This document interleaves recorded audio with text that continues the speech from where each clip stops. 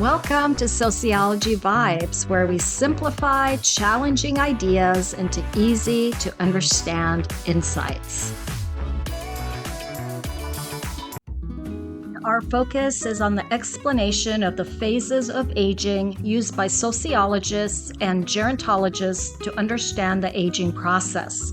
Sociologists categorize aging in the later years of life into three age groups: young old, middle old, and old old. These social classifications help sociologists study the experiences of older adults in society. The young old. This category includes people between the chronological ages of 65 to 74 years. During this stage or time, many people are recently retired or thinking about it. Some retired people decide to go back into the workforce and work part-time or volunteer. Others take care of grandchildren, travel, and take on hobbies. They're often active and socially involved. Although many people look forward to their retirement years, the transition to retirement can be quite difficult emotionally and psychologically. This is especially relevant among people whose self-identities are strongly connected to their jobs, careers, and professions. The middle old. This category includes people between the chronological ages of 75 to 85 years. It is not uncommon for people in this category to be living with chronic health issues that come with needing assistance with physical tasks. People are more likely to experience the death of a spouse and/or close friends. The old old. This category includes people between the chronological ages of 85 years and older. At this point, many people require partial or full-time caregiving in their homes, living with adult children or relatives or assisted living environments. Social isolation is a challenge, continued physical decline, and for some also memory loss. People in this stage demonstrate resilience, wisdom, and life experiences that can be a source of connection to younger relatives, yet often go unnoticed by society at large. Sociologists study how each of these phases come with cultural and societal social expectations, social roles, and stereotypes.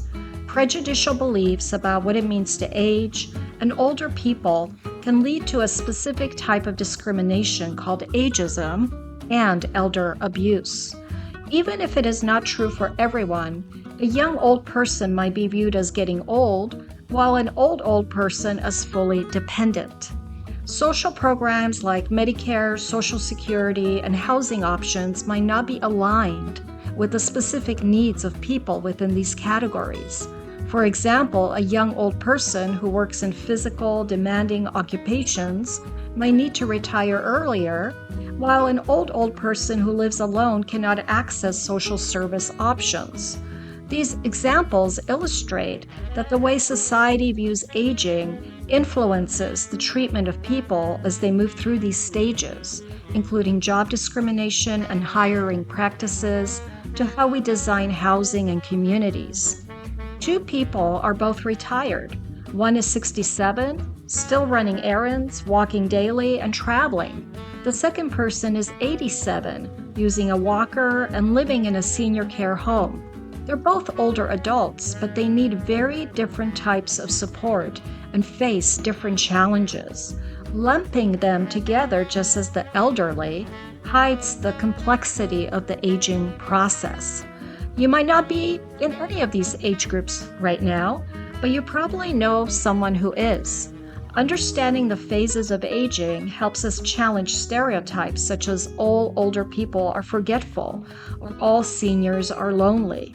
It helps us think critically about social entitlement programs like Social Security and Medicare and how they are structured. We can practice recognizing the invisible labor and wisdom that aging people offer that often go without recognition. The aging process is a subjective experience.